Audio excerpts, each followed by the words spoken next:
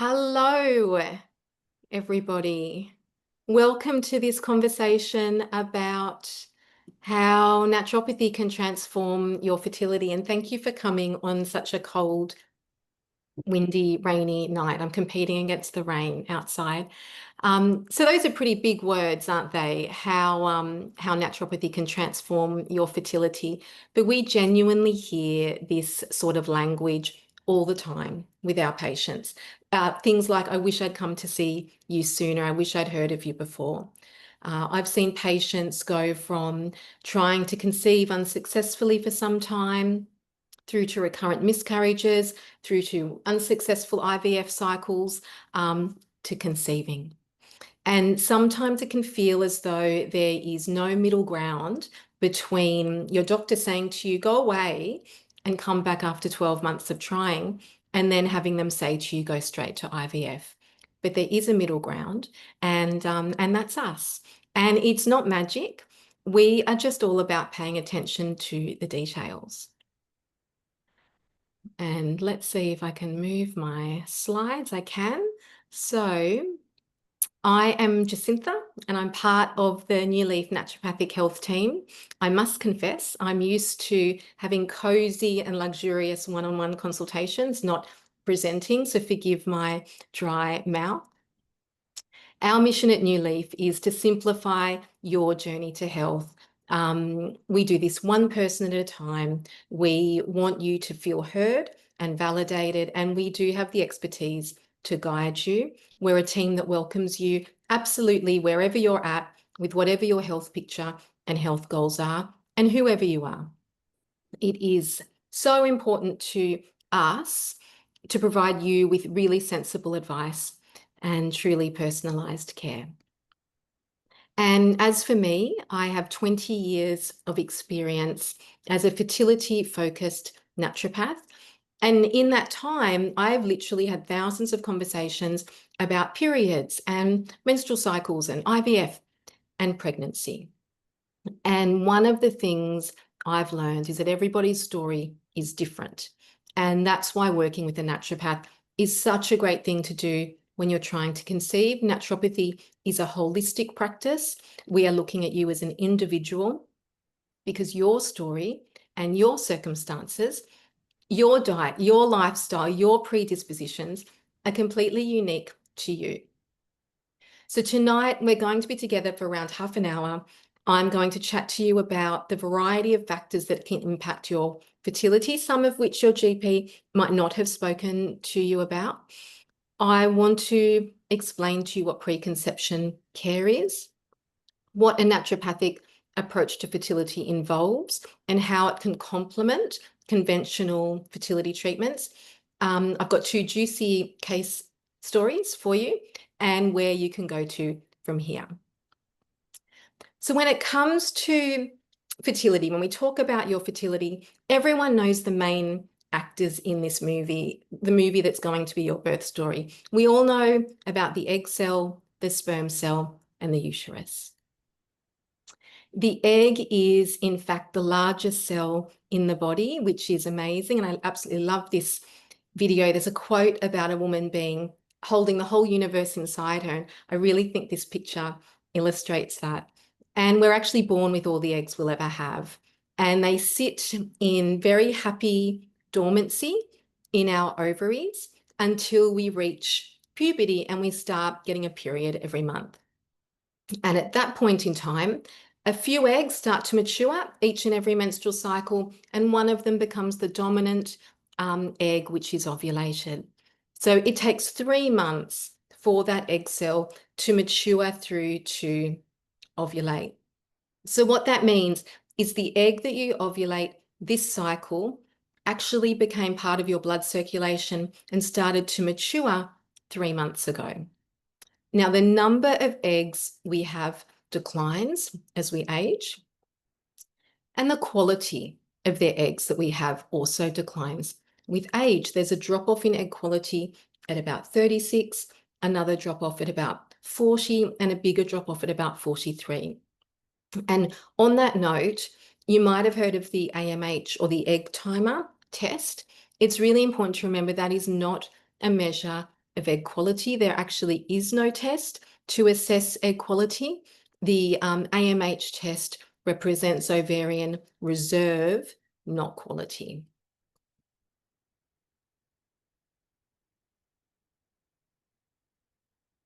And then we've got the sperm cells. And whereas the egg was the largest cell in the body, the sperm cells are the smallest cells in the body. They are highly vulnerable to damage. They are very small cells. They've got 3 layers of fat around them to protect themselves from damage. And they actually are kept outside of the human body in the testes because body temperature is too hot for sperm. So they are sensitive cells, but they're very responsive to treatment. I love treating male factor fertility issues. Just like eggs, this window of 3 months is really important for a sperm cell. Sperm cells have a 3-month lifespan. So the sperm that is being made right now, this second, and sperm are being made constantly, it'll be 3 months before that sperm is ejaculated. So that's a maturation period of 3 months. And just like egg cells, sperm cells also decline in quality as men age, having a drop-off in quality at around 40 and at around 45. The difference is we can assess sperm quality. We can test it. We can look at it. We can look at the reproductive capacity of a sperm cell, and we can do that in a semen analysis. So a semen analysis will look at sperm count. You do need a baseline number of sperm for a natural conception to take place. It will look at sperm motility. That's how fast or how forward the sperm cells are moving. Because sometimes they're not moving that fast and they're not even moving forward. We're looking at sperm morphology. That's the appearance of the sperm cell, how many heads it has, how many tails it's got. And if you get a really comprehensive semen analysis, we can also look at sperm DNA fragmentation. Now, that's a measure of how well the DNA holds nice and tightly together in the head of the sperm or fragments apart. And the higher the percentage of DNA fragmentation, unfortunately, the higher the likelihood of miscarriage occurring. So it's a useful parameter to look at where there is an issue with miscarriage. The really cool thing about sperm DNA fragmentation is when fertilization happens, when the sperm fertilizes the egg, if you've got a really robust egg cell, that can actually repair sperm DNA fragmentation, which completely blows my mind. So then we come to the uterus. So we can have a great egg cell and a great sperm cell, but we need a hospitable environment for implantation to occur in. So when we're thinking about that environment and how important it is for maintaining our pregnancies, we're thinking about the uterine lining. We want a good, thick enough, not too thick, uterine lining for implantation to occur. We're thinking about the presence of any fibroids or polyps, how big they are and where they're located inside the uterine cavity or in the uterine muscle wall. We're also increasingly paying attention to the uterine and the vaginal microbiomes. So we hear a lot about the gut microbiome and all the bacteria that live in our gut, but there is a unique ecosystem in our vagina and uterus that also impacts fertility success. There are immune factors that influence whether or not our uterus is receptive to implantation occurring. And I'm also always considering uterine microcirculation and actually ovarian microcirculation as well. These are the very small vessels that are supporting the uterus and the ovaries with nutrients. So we've got the main actors, we know what they're all about. But the thing with seeing a naturopath for your fertility support is we really want to know about the background crew as well. Like any movie, any play, it's the background crew that allow the main actors to shine. And in the case of your fertility, this background crew are all of your hormones. It's the food you eat. It's your digestive capacity. It's your microbiomes and your diet, your lifestyle exposures.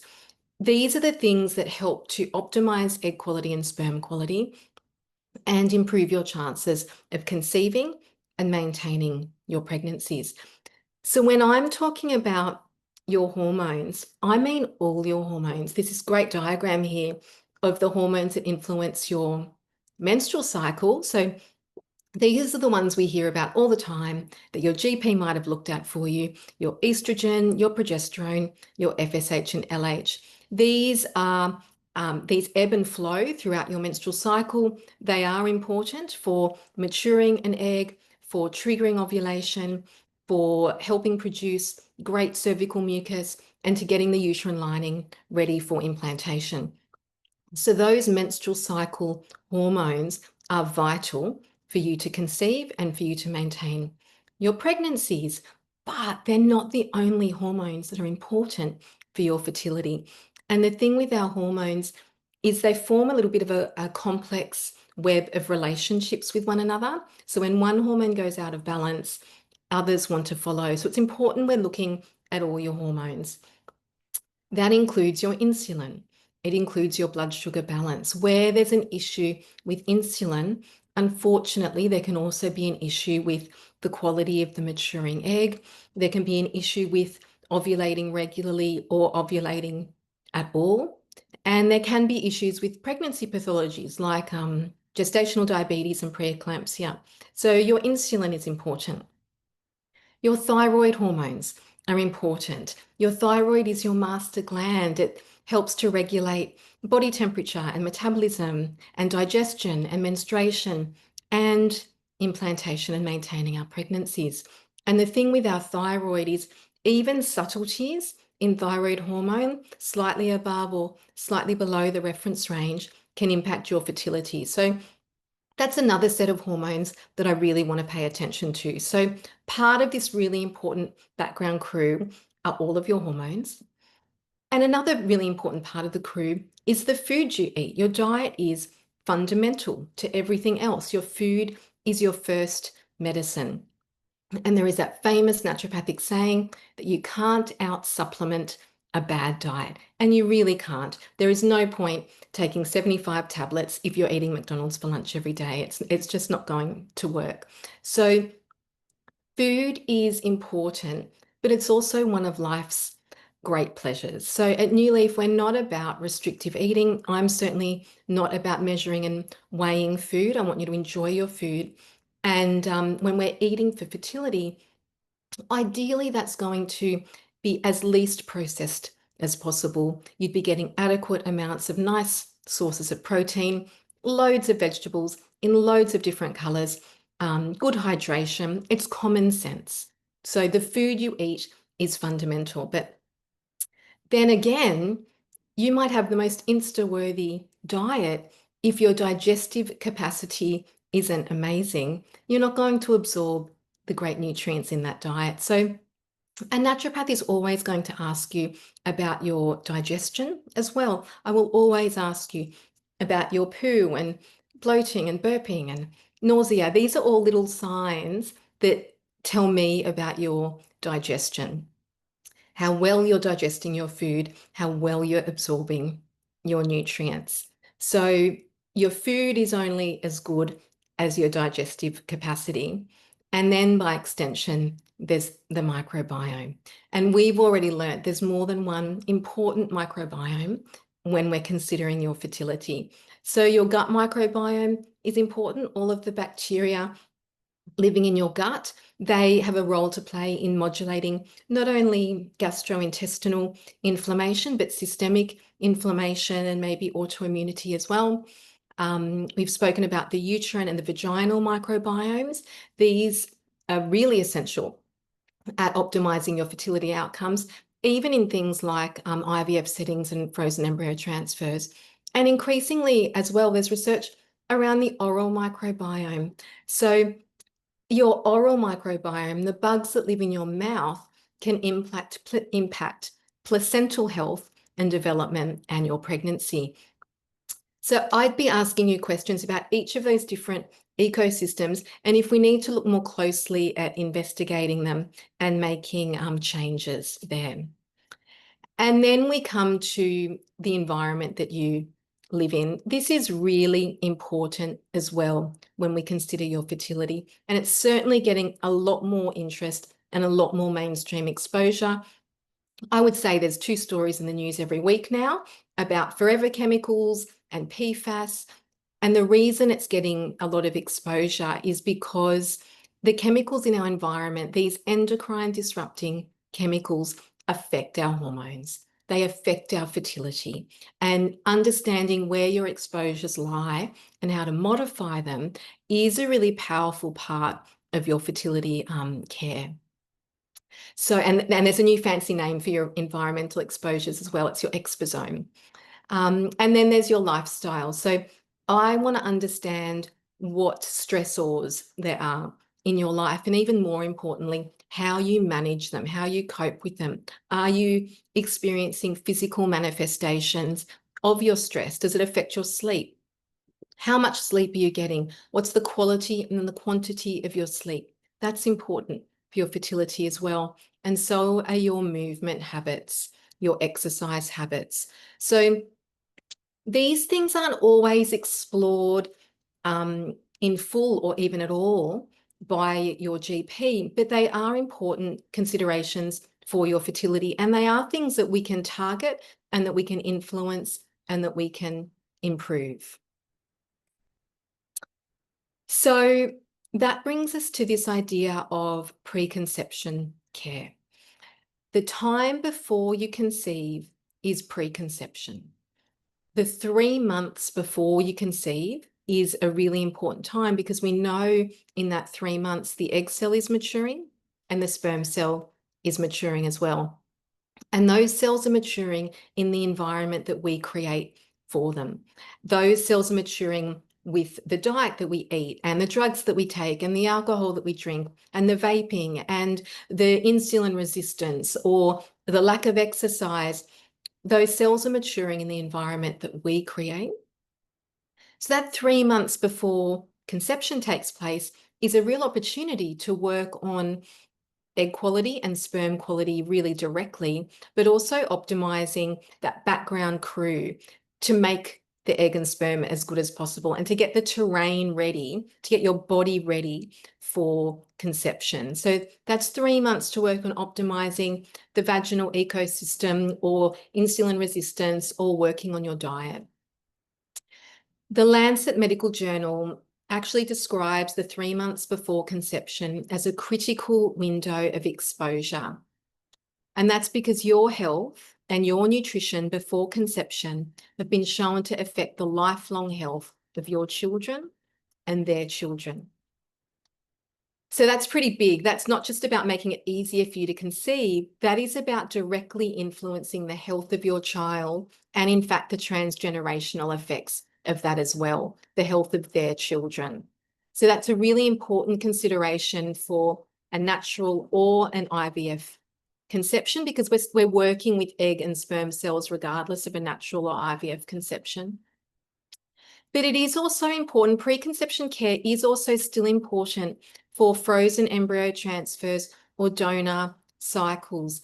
I don't want you to feel disempowered if you have embryos that were frozen before you knew what preconception was, or you're going to be using donor eggs or donor sperm. That doesn't matter.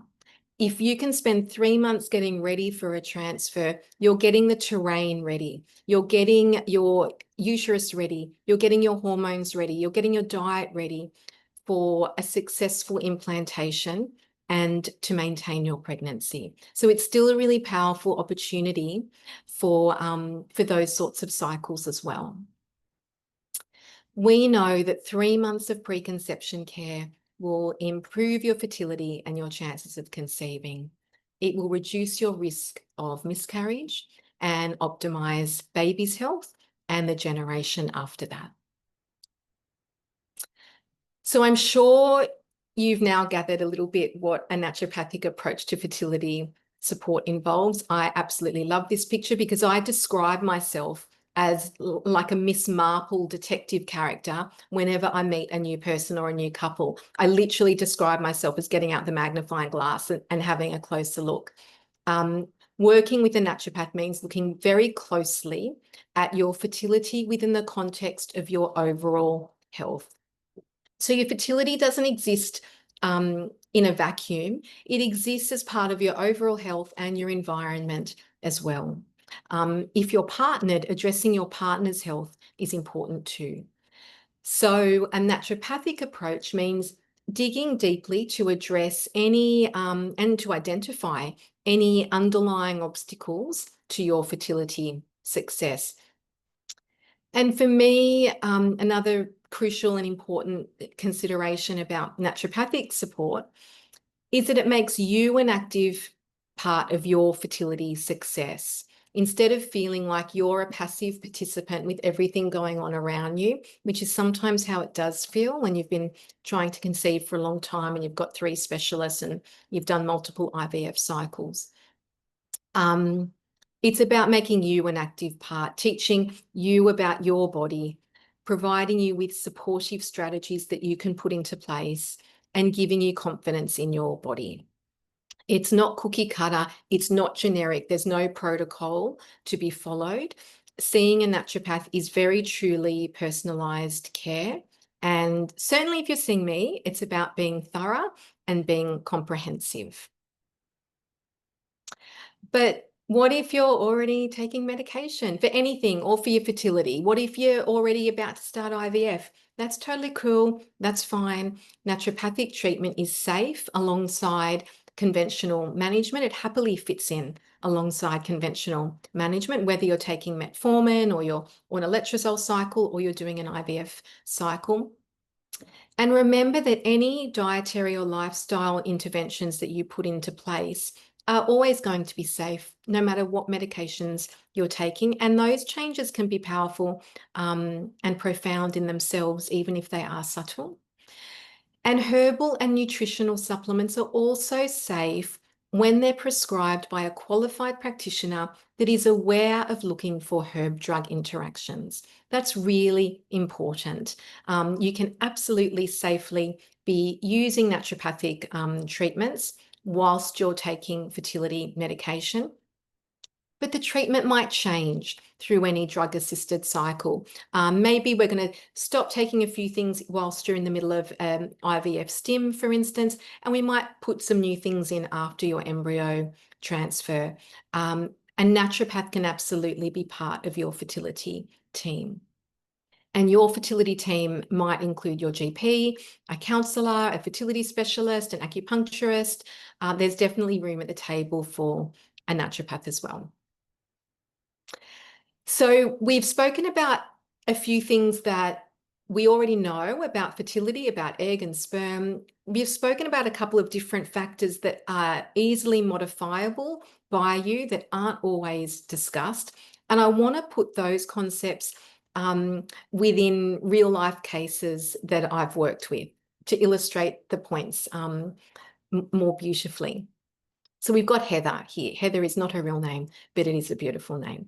Heather was 37 when she came to see me. So at 37, she was of advanced maternal age. She was trying to conceive her second child for the last 6 months. So what that means is she was experiencing secondary infertility. When you've conceived your first child easily, but have difficulty conceiving subsequent children, that's known as secondary infertility, and it's pretty common actually. Sadly for Heather, she also experienced 2 first trimester losses in this time. And the new definition of recurrent pregnancy loss is experiencing 2 losses that don't have to necessarily be consecutive. So when I met with Heather, she's a fit person. She had a really healthy diet, and I really want to bust that myth. You can be fit and healthy and still benefit from preconception care. You can be fit and healthy and still have fertility issues. And it drives me insane when GPs insist that that can't be the case.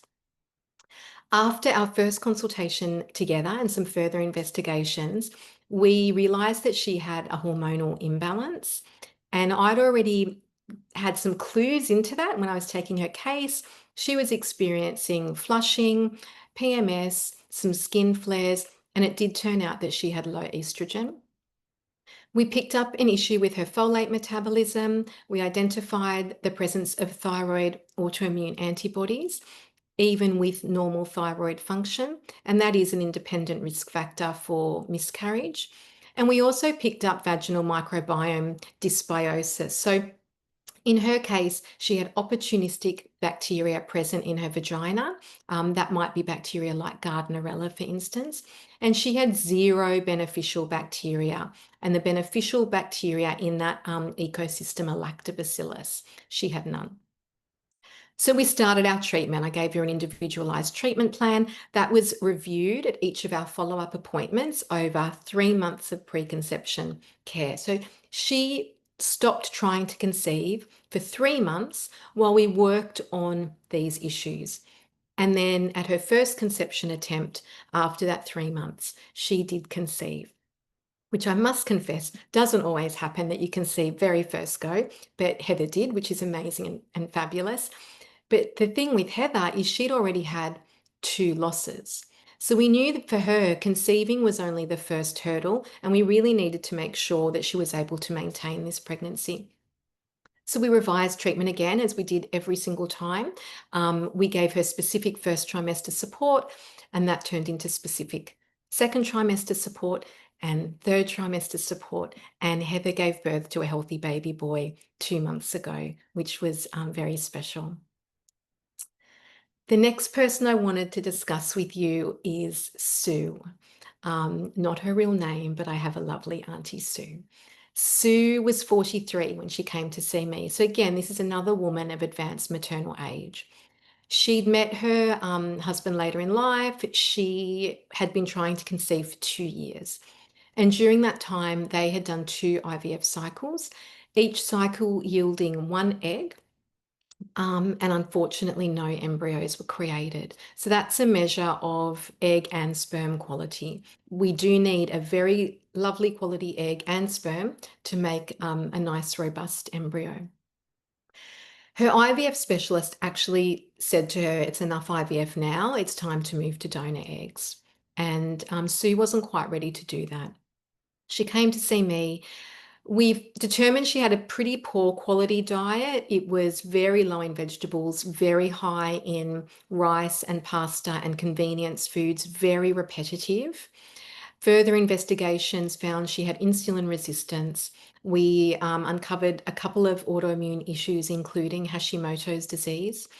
And we started working on all of that. We started working on her egg quality and on these background issues. I also suggested to her that she seek a second opinion from another IVF specialist.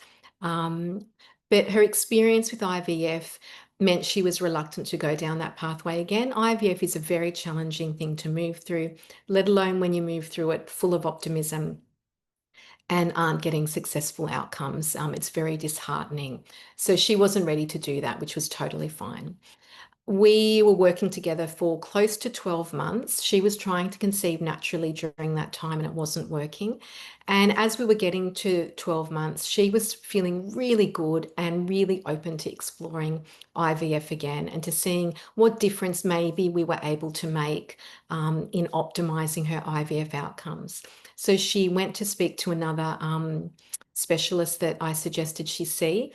I couldn't have been happier that that specialist sat her husband down as well and said, hey, this is a teamwork. You also need to change your lifestyle. I'd like you to take a couple of supplements. I hadn't had the opportunity to meet or work with her husband, so I was rapt to hear that. And not too long after that, at 44, she did a round of IVF. 4 eggs were collected, 1 embryo was created, and she is now 30 weeks pregnant. And I genuinely get goosebumps when I think about Sue and talking to you about her. When I think about where she was and where she is now, it highlights, I guess, why I love doing this work.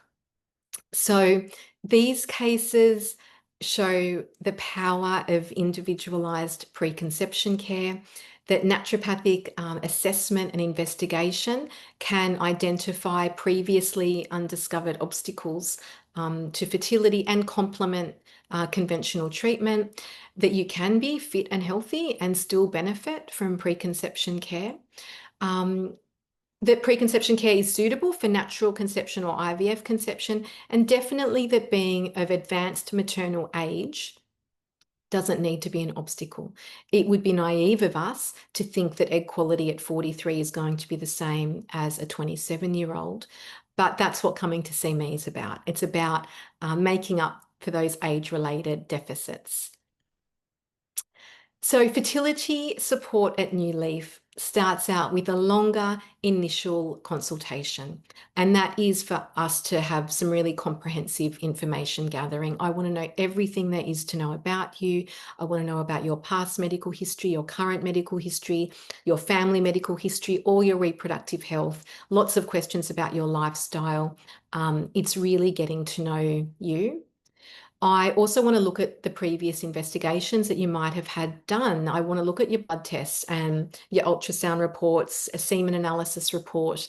And then if there are any gaps in testing, if I think you might benefit from having a look at something that hasn't been explored yet, or if it might be time to repeat something, then I like to write a letter to your GP, outline the work that we're doing together, and then suggest some further investigations that they might like to consider.